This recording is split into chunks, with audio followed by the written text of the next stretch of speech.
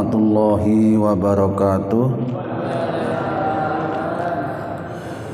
Innal hamdalillah nahmaduhu wa nasta'inuhu wa nastaghfiruhu wa na'udzu billahi min syururi anfusina wa min sayyiati a'malina.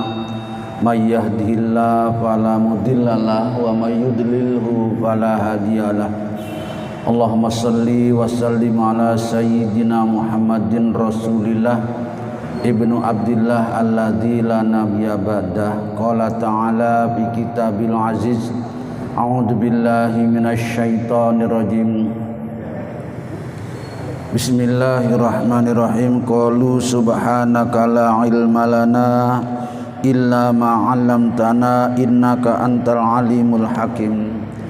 Wa qala a'udzu billahi minasy syaithanir rajim. Yarfa'illahu alladhina amanu minkum walladzina utul ilma darajat. Wa qala nabiyyu sallallahu alaihi wasallam man salaka tariqan yaltamisu fi ilman sahalallahu lahu tariqan ilal jannah. Sadaqallahul adzim wa sadaqa nabiyul karim. Hadirin kaum muslimin, bapak ibu, jamaah salat maghrib dan nanti insyaallah isya yang sama-sama dirahmati, dimuliakan dan dicintai oleh Allah Ta'ala. Untuk yang kesekian kalinya, marilah terlebih dahulu kita haturkan rasa syukur kita, terima kasih kita kehadirat Allah Subhanahu wa Ta'ala yang sudah amat sangat banyak memberikan uswah, teladan, contoh-contoh kepada kita. Mudah-mudahan kita bisa betul-betul mengamalkan sesuai kemampuan kita, dan nanti pada saatnya kita mendapatkan syafaatnya. Amin ya rabbal alamin. Kita lanjutkan taklim kita dalam waktu yang amat sangat singkat ini. Kita masuk ke bab baru, bab 23 tentang amar ma'ruf, al-amru bil ma'ruf wan nahyi 'anil munkar. Perintah kepada yang ma'ruf, kepada yang benar, dan mencegah atau melarang terhadap yang mungkar. Nah, karena itu hadirin, seperti biasa sebelum kita masuk kepada poin-poin hadisnya, terlebih dahulu kita mengawali dengan ayat-ayat Al-Qur'an. Di antaranya adalah yang terdapat di dalam surat Ali Imran ayat 104. Allah yang Maha Luhur berfirman, kata Allah Ta'ala, a'udzu billahi minasyaitonir rajim. Wal takun minkum, dan hendaklah di antara kamu ummatun, ada umat-umat, yad'una, yang senantiasa menyeru atau mengajak, ilal khair, kepada kebenaran, kepada kebaikan, wa ya'muruna, masyaallah, matur nuwun, wa ya'muruna bil ma'ruf, dan merintah kepada yang ma'ruf, wa yanhauna, serta melarang anil mungkar, kepada yang mungkar. Wa ulaika humul muflihun, dan yang seperti itulah yang dapat melakukan orang-orang yang akan mendapatkan kebahagiaan dunia maupun di akhirat nanti. Ini sekali lagi terdapat di dalam surat Ali Imran ayat yang ke-104. Wa qala ta'ala, sama masih Ali Imran lagi tapi 110 sekarang. Allah yang Maha Luhur berfirman, kuntum, adalah kamu sekalian, khaira ummatin, jadilah kamu sekalian khaira ummatin, sebaik-baik umat, ukhrijat, yang dikeluarkan, kamu itu dikeluarkan, ditampilkan, dimunculkan di muka bumi ini, adalah linnasi, terhadap para manusia, ta'muruna, yang selalu memerintahkan, bil ma'rufi, terhadap yang ma'ruf, wa tanhauna, dan mencegah anil mungkar, kepada yang mungkar.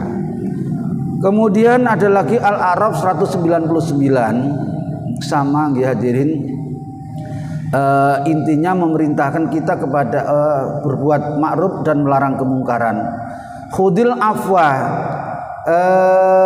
jadilah orang-orang yang pemaaf.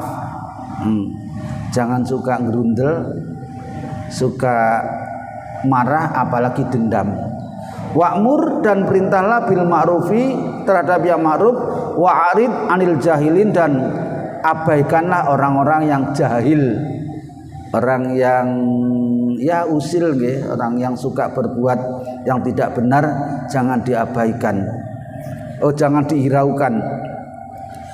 Al-A'raf 199, dan yang terakhir surat Taubat ayat 71.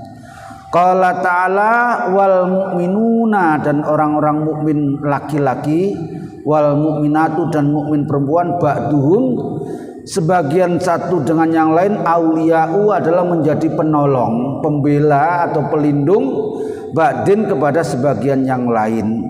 Jadi sesama mukmin maupun mukminat itu adalah saling membela, saling melindungi, saling mengasihi, kemudian ya'muruna bil ma'ruf wa yanhauna 'anil munkar, selalu memerintahkan kepada yang ma'ruf dan mencegah kepada yang mungkar. Hadirin kaum muslimin, Bapak Ibu yang dicintai oleh Allah Subhanahu wa taala. Ayat Qur'annya banyak. Nggih pun diwaca sik. Wa qala ta'ala lu'inal ladzina kafaru min bani Israil.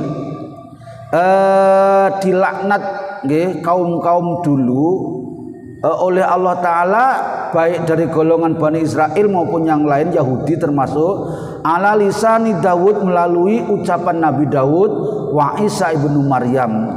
Dzalika bima asaw wa kanu ya'tadun. Semua itu karena dosa-dosa mereka, dan mereka telah betul-betul melampaui batas atau keterlaluan. Kanu, lebih-lebih layatana hauna, mereka tidak mencegah anil mungkar, fa'aluhu, yang selalu mereka lakukan, labisa sama kanu yaf'alun, apa yang dilakukan adalah yang mungkar-mungkar saja, dan itu adalah seburuk-buruk apa yang dia lakukan. Hadirin, memperhatikan ayat ini kita menjadi ingat nggih. Jadi bukan hanya Nabi Muhammad saja yang diperintahkan untuk beramar ma'ruf nahi anil mungkar itu, tetapi seluruh nabi-nabi, termasuk yang disebutkan di sini tadi itu adalah Nabi Daud dan Nabi Isa. Saya menjadi ingat satu kisah, hadirin yang dirahmati Allah taala. Nabi Isa itu pernah buat takjub yang sangat hebat. Nabi Isa itu diantara kebiasaannya, kalau malam gitu beliau tidak segera istirahat, tapi beliau keliling blusukan, nek cara istilah sekarang nggih, ke kampung-kampung, ke pedalaman, ke tempat umat-umatnya, nggih, melihat keadaan yang dialami oleh para umatnya. Hampir setiap malam, pokoknya sering banget itu dilakukan oleh Nabi Isa alaihissalam. Suatu ketika, hadirin yang dirahmati oleh Allah, Nabi Isa ini dibuat takjub, dibuat heran, bengong yang luar biasa. Kenapa? Di salah satu tempat yang biasanya itu adalah padat dengan penduduk, padat banget di perumahannya, tiba-tiba saat itu Nabi Isa datang ke situ kok kosong melompong, tidak ada bangunan sama sekali, yang ada malah banyak batu-batu kerikil, batu dari dalam tanah yang kecil-kecil itu. Karena itulah maka Nabi Isa kemudian bertanya kepada Allah Subhanahu wa taala, karena kan Nabi itu diberikan kemampuan untuk bisa bertanya langsung kepada Tuhan, kepada Allah taala, termasuk yang dialami oleh Nabi Isa ini. Bahkan Nabi Isa ini, hadirin, di antara mukjizatnya bukan saja beliau bisa diberikan kesempatan oleh Allah taala bisa menyembuhkan orang sakit, nggih, kemudian bisa menghidupkan orang yang sudah mati sekalipun tidak lama hidupnya lagi itu. Beliau juga diberikan kemampuan oleh Allah taala untuk bisa dialog dengan para ruh, para arwahnya, orang-orang yang sudah mati. Karena itulah maka ketika melihat keadaan seperti itu, Nabi Isa tanya kepada Allah taala, "Wahai Allah, di mana ini umatku yang begitu banyak, biasanya di sini ramai, kok sekarang tidak ada sama sekali?" yang ada malah batu-batu kerikil semacam ini. Kata Allah Ta'ala, kau tanyakan sendiri kepada ruh-ruhnya umatmu itu, di mana mereka sekarang. Karena itu ya Allah, izinkan aku untuk bisa menanyai ruh mereka. Nah, karena itulah hadirin Bapak Ibu sekalian yang dirahmati Allah Ta'ala, kemudian Nabi Isa bertanya kepada para ruh atau arwahnya umatnya yang sudah mati karena dikutuk oleh Allah Ta'ala itu. Ditanya, di mana kamu sekarang para ruh umatku? Mereka menjawab, sudah berada di di balik bumi, di kedalaman yang amat sangat dalam. Kenapa? Karena buminya dibalik oleh Allah Subhanahu wa Ta'ala. Yang atas kayak gini menjadi di bawah, yang di bawah menjadi di atas. Makanya banyak batu-batu kerikil itu dari kedalaman bumi yang amat sangat dalam. Batu-batu termasuk dulu yang pernah dilemparkan oleh Allah melalui burung-burung ketika Raja Abrohah dan bala tentaranya akan menyerang Ka'bah. Nah, hadirin yang dirahmati Allah Ta'ala, Nabi Isa semakin penasaran, kenapa kamu bisa di bawah kedalaman bumi dan dikutuk oleh Allah Ta'ala itu? Mereka sederhana, ibu sekalian. Karena kalau sudah di dalam di dalam kubur, di dalam alam barzah sana itu, seperti yang sering kita baca itu, katanya Allah kan, al yauma nakhtimu ala afwahihim wa tukallimuna aydihim wa tashhadu arjuluhum bima kanu yaksibun. Mulut-mulut mereka sudah tidak bisa ngomong, apalagi goroh nggih. Dusta nggih, bohong tidak bisa.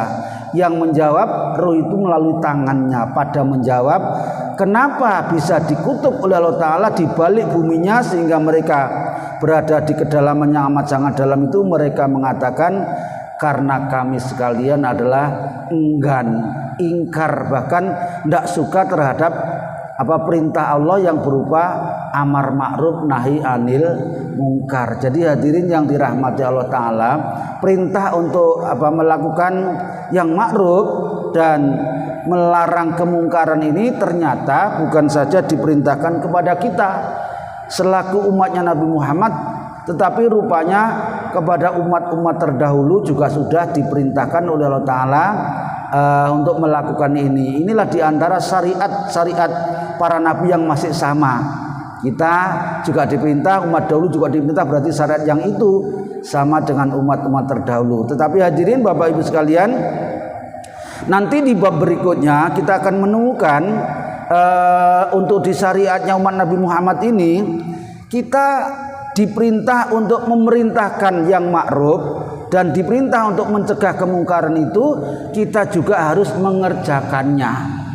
Ora oleh kita hanya ngomong tok, ngongkon tok, tapi gak ngelakoni, ngelarang tok tapi malah ngelakoni. Nanti besar hukumannya dari Allah Subhanahu wa Ta'ala kalau ada orang yang seperti itu. Bahkan hadirin, dulu ada salah seorang imam 4 itu, Imam Hambali, itu ketika ditanya tentang satu hukum, maka beliau diam. Dia tidak jawab enggak, juga tidak jawab iya, pokoknya meneng. Selang beberapa bulan berikutnya,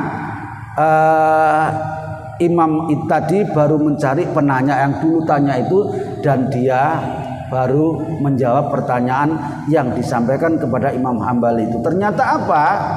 Karena ketika ditanya itu, Imam Hambali belum melakukan perbuatan yang ditanyakan oleh umatnya waktu itu.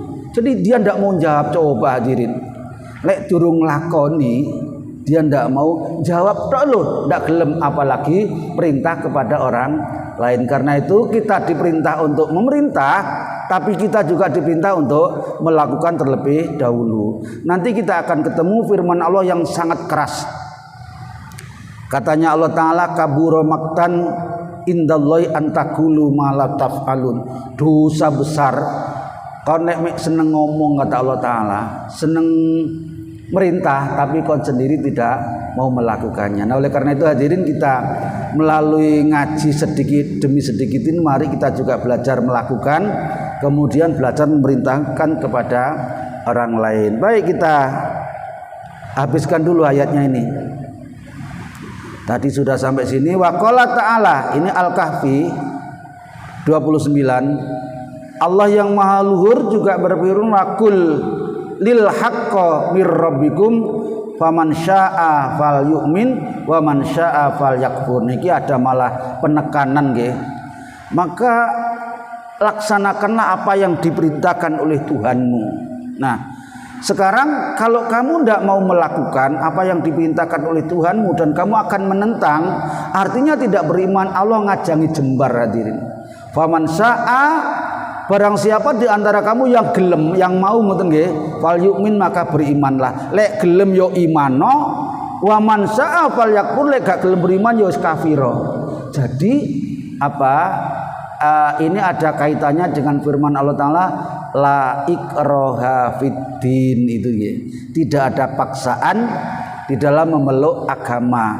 Bahkan di dalam beriman saja tidak ada paksaan. Lek gelem yo imano, lek ra gelem yo kafiro. Tapi jangan lupa semua itu ada konsekuensinya, ada tanggung jawabnya. Kalau lek beriman gitu, apalagi istiqomah dalam imannya, melakukan kebaikan, nanti keuntungannya luar biasa, baiknya, senangnya. Tetapi bagi orang yang kafir, yang menentang Allah Ta'ala, yang tidak mau beriman, rasakan nanti akibatnya semuanya ada balasannya. Fama ya'mal misqala dzarratin khairan yara wa may ya'mal misqala dzarratin syarran yara. Nanti dibuka kembali di surat Al-Kahfi ayat yang ke-29.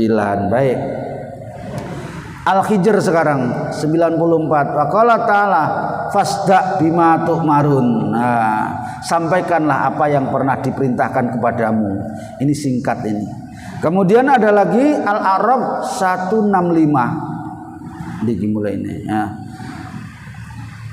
Wa qala ta'ala anjayna, kami selamatkan alladzina yanhauna 'anisu, orang yang melarang keburukan, kejahatan atau kekejian, itu diselamatkan oleh Allah Subhanahu wa Ta'ala. Sebaliknya wa akhadna, dan aku hukum mereka, aku kutuk mereka, aku laknat mereka, alladzina zalamu, yang berbuat aniaya, baik aniaya kepada orang lain maupun beraniaya kepada diri mereka masing-masing.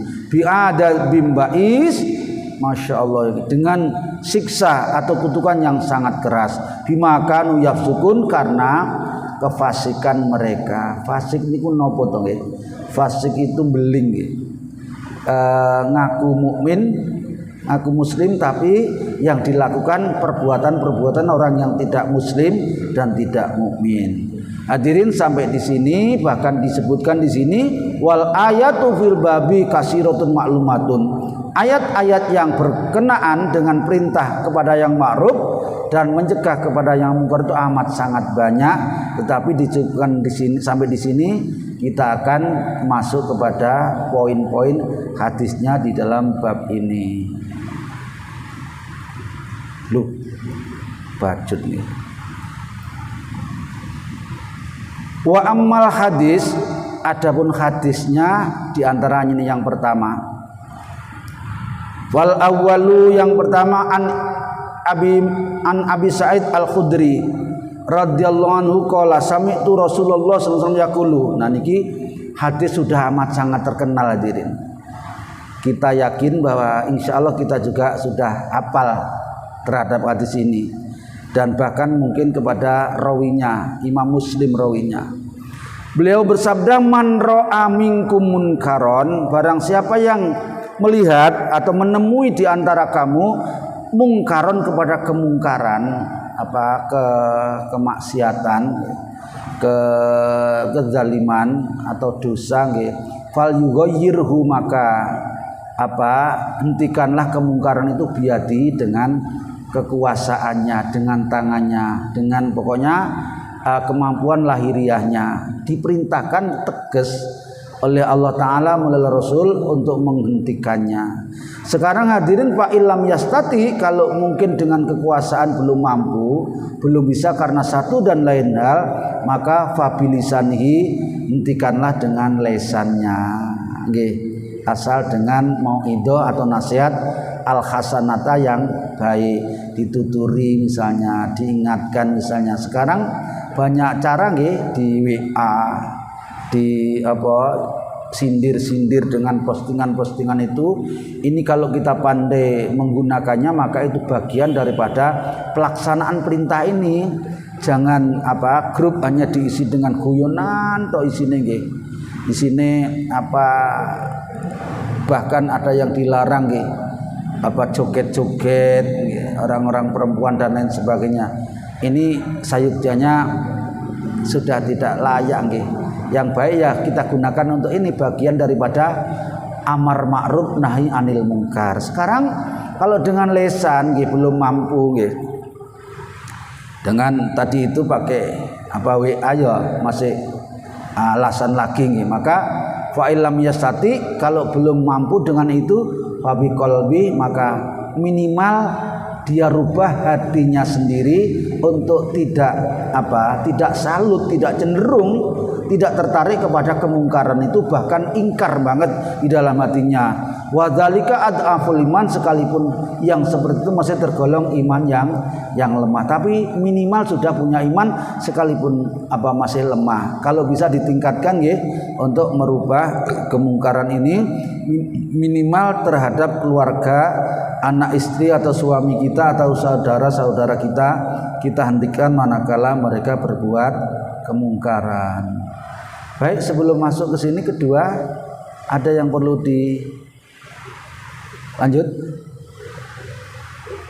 Pak Haji Mujianto biasanya mboten nggih. Nggih. Bismillahirrahmanirrahim, yang kedua. An Ibnu Mas'ud radhiyallahu anhu anna Rasulullah sallallahu alaihi wasallam qala ma min nabiyyin, tiada seorang nabi pun ba'asallahu fi ummatin qabli, yang diutus oleh Allah Ta'ala terhadap umatnya. Qabli itu sebelum aku, kata Nabi. Jadi nabi-nabi sebelum aku, ilakana lahu, kecuali pada nabi itu min ummatihi hawariyuna, ada pengikut-pengikut yang setia. Ada umat-umat yang setia. Ini terkenal di umatnya Nabi Musa, namanya Hawariyin. Itu pengikut setianya Nabi Musa yang sudah beriman kepada Allah Ta'ala. Washabun, dan beberapa sahabat, teman-teman dekatnya, Yahuduna, yang mereka pada mengikuti bisunatihi, terhadap ajaran tuntunannya para nabinya. Wayaktaduna, dan mereka mengerjakan biamrihi, terhadap perintah Allah melalui para nabi itu. Semuanya seperti itu. Summa innaha, maka rupanya di antara mereka umat-umat itu juga ada tahluku mim ba'dihim, yang muncul setelah nabi mereka wafat atau selesai, pokoknya nggih, nabinya meninggal dunia, nabinya tidak ada, maka mereka kembali kepada kekufuran lagi. Kita beruntung hadirin, dicipta oleh Allah Ta'ala, ditakdirkan oleh Allah Ta'ala menjadi umatnya Nabi Muhammad. Sekalipun Nabi kita sudah tidak ada, sudah almarhum, sudah wafat, maka kita masih banyak saudara-saudara kita yang tetap memperpegang teguh iman kita dan takwa kita kepada Allah Subhanahu wa Ta'ala. Dari golongan mereka ada orang-orang yakuluna, karena umatnya, karena nabinya sudah meninggal dunia, yang la yaf'alun, mereka hanya tinggal pandai ngomong, suka merintah, dan tidak mau yaf'aluna, melakukannya. Bahkan ada mereka yang wayaf aluna, mereka melakukan malayuk marun, apa yang malah tidak diperintahkannya. Mereka mengatakan apa yang tidak diperintahkan, tapi mereka melakukan apa yang tidak diperintahkan. Nah, inilah yang nanti ditekankan kepada kita umat Muhammad ini untuk tidak melakukan seperti ini. Hanya suka ngomong, suka merintah tapi tidak melakukannya. Demikian pula sebaliknya. Faman jahadahum, barang siapa yang memerangi mereka, yang bersikap seperti ini tadi, itu melakukan yang tidak diperintahkan dan memerintahkan apa yang tidak diperintahkannya, yadihi fahuwa mu'minun, mereka yang tidak mau melakukan seperti tadi itu, maka mereka masih dibilang mukmin. Wa man jahadahum biqalbi fahuwa mu'min, sekalipun dia hanya tinggal hatinya dalam melarangnya, itu dia masih terbilang mukmin. Wa man jahadahum bilisani fa huwa mu'min, demikian pula yang bisa memerangi orang-orang yang kayak tadi itu, dia masih termasuk orang mukmin. Walaisa wara'a dzalika minal iman, orang yang ketiga-tiganya ini tidak memerangi dengan tangannya, dengan kekuasaannya, dengan kemampuannya, dengan lesannya dan dengan hatinya, maka orang yang seperti itu sudah tidak ada imannya lagi. Kenapa? Karena mereka sudah hanyut kepada perbuatan kekufuran lagi. Sekalipun habbatun khardalin, seberat biji sawi kalau dulu istilahnya, itu sudah tidak ada nilai keimanannya lagi. Wallahu a'lam bishawab. Yang selanjutnya asalis an Abil Walid Ubadah ibnu Somit radhiyallahu anhu qala bayakna Rasulullah sallallahu alaihi wasallam ala sam'i wa ta'ah. Nabi membaiat, meminta janji ketegasan kepada kami, kepada kita sekalian, ala sam'i, untuk senantiasa mendengar apa yang diperintahkan kepada kita selaku umat beliau, wa ta'at, dan taat untuk melakukannya. Sekalipun sekarang yang memerintahkan kita adalah pewaris-pewaris para nabi, yaitu para ulama. Selama ulama kita masih di dalam kebenaran, maka kita harus as-sam'a wa ta'ata, as-sam'i wa ta'ati, untuk mendengar, memperhatikan dan mentaatinya. Fil usri, sekalipun dalam keadaan sulit, wal yusri, lebih-lebih dalam keadaan ketika kemudahan. Wal mansyati, dan semangat, wal makrihi, dan dalam keadaan banyak halangan-halangan atau hambatan-hambatan. Wa ala asarihi, dan ketika didolimi alaina terhadap kami sekalian. Wala alla tunazi'ah, dan hendaknya tidak menentang al amro, kepada perintah, ahlahu, kepada perintah ahli-ahli kebenaran. Illa antarau kufron, kecuali kalau kau melihat menentangnya, tidak akan menemui kembali kecuali kekufuran. Bawakan yang nyata indakum, di sisimu, minallahi ta'ala fihi burhanun wala antakulu bil haqqi ainama kunna la nakhafu fillahi laumata laim. Kita harus bersikap untuk tidak takut, tidak gentar terhadap cacian orang-orang yang suka menyaci, untuk kita menegakkan kepada kebenaran, melaksanakan perintah dan menjauhi yang dilarang oleh agama kita, sekalipun kita tinggal mengikuti para imam-imam kita. Ini yang keempat. Yang keempat ini tamsilan, perumpamaan. Sebuah riwayat dari Nu'man ibnu Bashir radhiyallahu anhu Nabi sallallahu alaihi wasallam. Ini juga sudah sering diceritakan hadirin oleh para imam kita, para mubaligh, para dai. Masalul qaimi fi hududillah, perumpamaan orang yang menegakkan hukum-hukum Allah, kebenaran, termasuk amar ma'ruf nahi anil munkar tadi, itu diumpamakan seperti ini.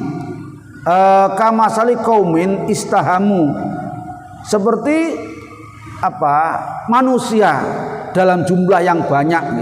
Kaum di sini istilahnya, itu maksudnya sekelompok manusia dalam jumlah yang banyak, yang menaiki ala safinati, di dalam kapal atau perahu besar. Nah, karena besarnya maka perahu itu ada dua tingkat, ada yang di atas, dan ada yang di bawah. Fasara ba'dhum a'laha, sebagian karena perahunya besar, kaumnya banyak, sebagian di atasnya atau di tingkat yang atas. Wa ba'dhum asfalaha, dan sebagian lagi di bagian yang bawah. Wa kana alladziina fi asfaliha idastaqau minal ma'i marru ala man fawqihim. Ini maksudnya segala perbekalan baik makanan minuman itu tempatnya di atas, hadirin.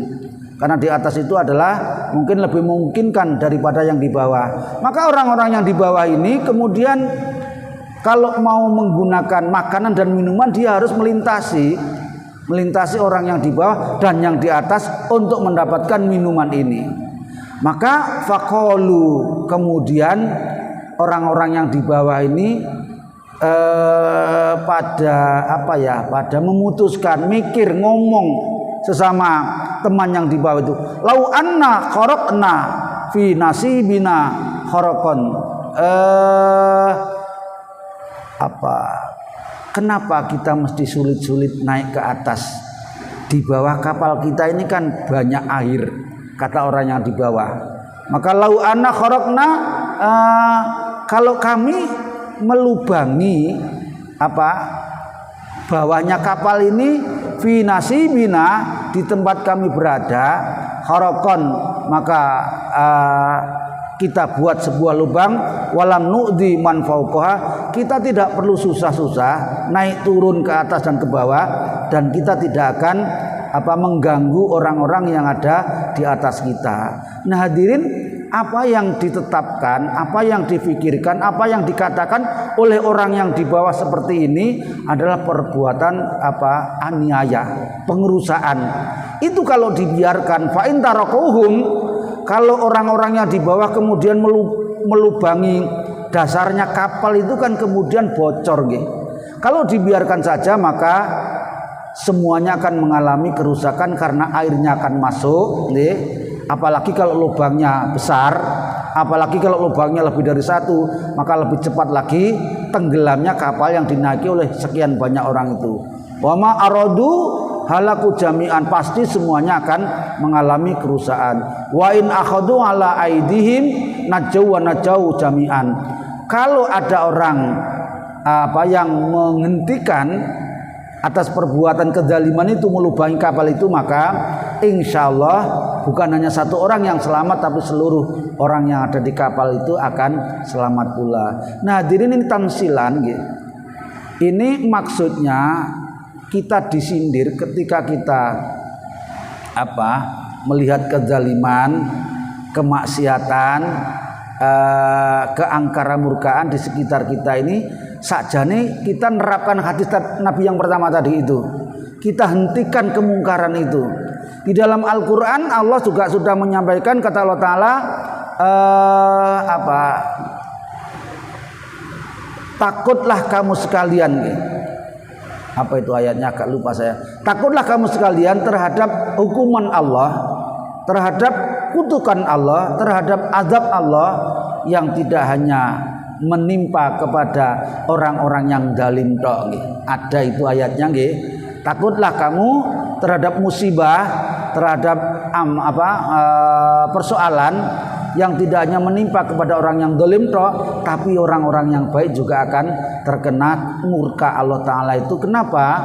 Karena orang yang baik tidak mau menghentikan ketika banyak terjadi kemungkaran-kemungkaran yang ada di sekeliling kita. Nah mestinya kita ingatkan nggih, sehingga nanti kemungkaran yang terjadi itu tidak hanya menimpa orang-orang yang baik juga. Seperti yang baru saja terjadi misalnya di gunung yang baru meletus di Merapi gitu. Itu sebetulnya di sekitar tempat itu kan juga banyak orang-orang yang baik gitu.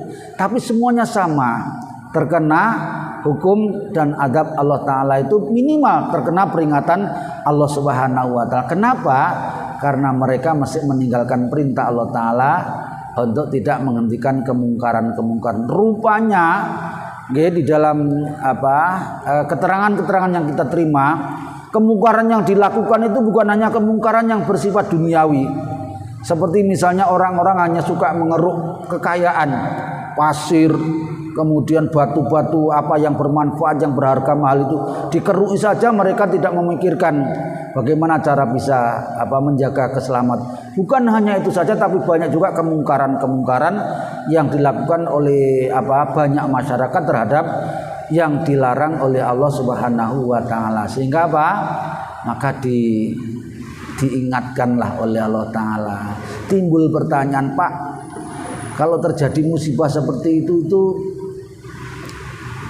namanya hukuman Allah atau peringatan Allah atau ujian Allah taala? Ada 3 nggih. Ujian Allah, apa peringatan Allah, atau hukuman atau kutukan Allah taala. Nah, tergantung hadirin kaum muslimin yang dirahmati Allah taala. Kalau apa yang ditetapkan Allah taala itu mengenai kepada orang-orang yang taat, orang yang baik, orang yang sudah melakukan perintah, menjauhi larangan, maka itu bagian daripada ujian yang diberikan oleh Allah Subhanahu wa taala.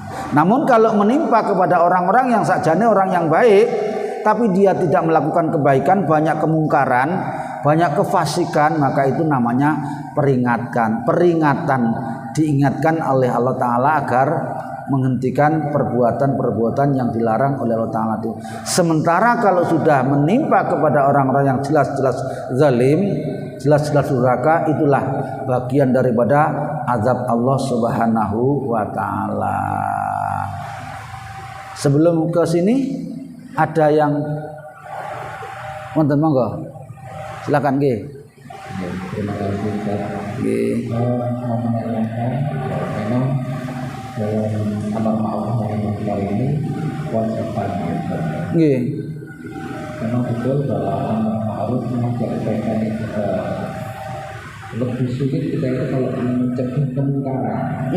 Kalau mengajak kebaikan, ini saya tanyakan di sini adalah kadang-kadang kita itu kalau dalam berkeluarga atau mungkin dalam bermasyarakat, kita ini ada pasti sudah tahu misalnya ada suatu kesalahan, tetapi kalau kita mengingatkan, belum tentu yang diingatkan itu bisa menerima atau bahkan Ya, betul. itu yang namanya itu Ya. tidak suka atau mungkin malah balik menjadi Ya. perselisihan. Yang mengingatkan malah dimusuhi gitu. Iya, artinya banyak sekali dari kita itu yang mengambil sikap pura-pura jahat. Betul. Sehingga kita hanya mampu mendoakan. Maksud saya pertanyaannya adalah batasan di mana bahwa kewajiban kita tapi kok sampai kita akhirnya tidak berani untuk menyampaikan, mengingatkan orang yang salah tadi. Ya. Waalaikumsalam warahmatullahi wabarakatuh. Yang lain sudah? Memang betul Pak Dokter yang menanyakan gitu. Untuk memerintahkan melakukan kebaikan ini sudah berat nih, sudah sulit nih. Tidak mudah gitu nih. Tapi akan lebih sulit lagi manakala untuk melarang kemungkaran. Gitu. Apalagi di zaman sekarang yang memang sudah serba membudaya kemungkaran itu dalam segala hal, segala tradisi itu sudah banyak diwarnai dengan kemungkaran berat sekali rasanya. Untuk zaman dulu saja para pendahulu kita itu mereka masih banyak menggunakan berbagai macam strategi. Misalnya zaman para wali dulu untuk menghindarkan kemungkaran itu ndak sekonyong-konyong langsung ayo leren, gak oleh judi, gak oleh melakukan kemaksiatan, enggak. Mereka dengan cara halus, dengan budaya, dengan tradisi, para pengingat waktu itu direwangi ngumpuli, kemudian sedikit demi sedikit itu dihentikan agar tidak menyinggung apa yang sedang dilakukan oleh para pelaku waktu itu. Sekarang ini sudah semakin sulit. Kita nanti akan ketemu sebuah riwayat yang contohkan Allah Ta'ala di zaman dahulu, zamannya Bani Israel itu banyak orang-orang yang dikutuk oleh Allah Ta'ala karena ya cara menyampaikan menyegah kemungkaran ini tidak pandai. Banyak orang-orang yang melakukan kemungkaran dilarang sekali, 2 kali, tidak gubris, tidak mau mengikutinya. Akhirnya yang melarang sendiri ini bukan hanya berhenti olehnya melarang, tapi justru dia malah ngumpuli untuk melakukan kedurhakaan, kemaksiatan dan kedaliman itu. Karena itulah maka Allah mengutuk yang seberat-beratnya kepada orang yang melakukan seperti itu.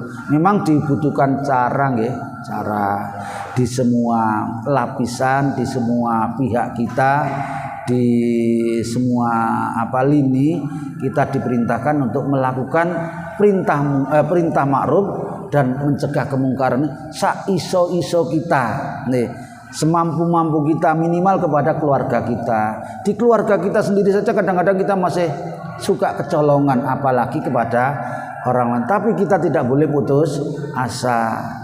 Minimal kita doakan mereka dan kita ajak mereka kepada kebaikan-kebaikan agar mereka lambat laun akan menjadi sadar bahwa yang seperti itu nanti ada akibatnya. Memang tidak mudah untuk melakukannya. Ngaten nggih? Wallahu a'lam bishawab. Monggo. Masih ada? Kalau yang kita hanya sekedar mendoakan saja, ya. Dikatakan itu selama Ramadan ini, apakah ini kita masih sudah berarti bersyukur kewajiban untuk mengingatkan? Kalau mendoakan ya sudah termasuk kebaikan, nggih. Ya masih di dalam iman kita, tapi termasuk iman yang bahwa adaful iman tadi itu, tergolong orang yang iman kita masih lemah. Kita berupayalah saiso-isone untuk melarang kemungkaran itu bagaimanapun caranya. Lebih-lebih yang punya wewenang, yang punya kedudukan, yang punya label, yang punya jabatan, ini mestinya juga dimanfaatkan untuk nahi mungkar tadi itu. Jangan malah nambah-nambahi. Memang tidak gampang ya, kalau bisa tidak sekedar mendoakan kalau bisa, tapi sekedar melakukan saja pun juga sudah dibolehkan daripada tidak sama sekali. Ngaten? Wallahu a'lam bishawab. Yang lain sudah nggih? Tasih wonten waktunya. Baik, kita lanjutkan ke hadis yang kelima. Al-Khamis, an Ummul Mukminin Ummi Salamah Hindun binti Abi Umayyah Hudzaifah radhiyallahu anha ani Nabi sallallahu alaihi wasallam innahu sesungguhnya yusta'malu akan diangkat alaikum umara, nanti di kemudian hari, di zaman-zaman selanjutnya akan diangkat beberapa pemimpin. Fata'rifuna, dan kalian akan mengetahui sebagai perbuatan mereka yang sesuai dengan syariat atau yang tidak. Watan kiruna, dan mengingkari sebagian perbuatan mereka yang melanggar terhadap syariat. Jadi di zaman Nabi dulu sudah pernah disinyalir bahwa nanti di kemudian hari kamu akan dipimpin oleh para pemimpin-pemimpin yang sakjane ngerti kebenaran tapi mereka tidak banyak melakukannya, dan sebaliknya mereka ngerti kalau itu mungkar tapi banyak pemimpin-pemimpin yang dengan berbagai macam dalih mereka masih melakukan kemungkaran itu. Nah, kata beliau pesannya faman kariha, barang siapa yang tidak cenderung, tidak salut terhadap apa yang dilakukan oleh para pemimpin akhir zaman itu, faqad bari'a, dia termasuk orang yang selamat dari hukuman Allah Subhanahu wa taala terhadap apa yang dilakukan oleh para pemimpin akhir zaman itu. Waman ankara, barang siapa yang betul-betul ingkar terhadap apa yang ditetapkan oleh para atasan kita misalnya, dan itu bertentangan dengan dengan syariat, maka faqad salima, dia betul-betul selamat. Walakin man radiya, kalau ada orang yang senang apalagi wataba'a, malah mengikuti apa yang dilakukan oleh pemimpin-pemimpin yang tidak benar itu, qalu ya Rasulullah alla nuqatiluhum qalala. Itu berarti dia sudah termasuk orang yang menyimpang dari syariat. Bahkan sahabat bertanya, Rasul, Kalau ada pemimpin yang seperti itu, apakah kita wajib memeranginya? Di zaman dulu mungkin iya nggih, tapi di akhir zaman kayak gini Nabi melarang, qala la, jangan kau perangi, ma'aqamu fikum as-sholata, selama kamu masih diizinkan sholat, dan bahkan kalau mungkin mereka juga masih melakukan sholat. Jangan diperangi, tapi dalam hatimu kamu harus mengingkari yang sejauh-jauhnya. Hadirin yang dirahmati Allah Ta'ala, ini masih ada lanjutannya mestinya nggih, karena waktunya sudah habis, maka insya Allah dilanjutkan pada hari Jumat yang akan datang. Mudah-mudahan tidak ada udzur, tidak ada halangan, dan mudah-mudahan senantiasa dibarengi hidayah Allah Subhanahu wa taala. Ada kurang lebihnya mohon maaf. Kita akhiri, subhanakallahumma wa bihamdika asyhadu an la ilaha illa anta astaghfiruka wa atubu ilaik wal afu minkum. Wassalamualaikum warahmatullahi wabarakatuh.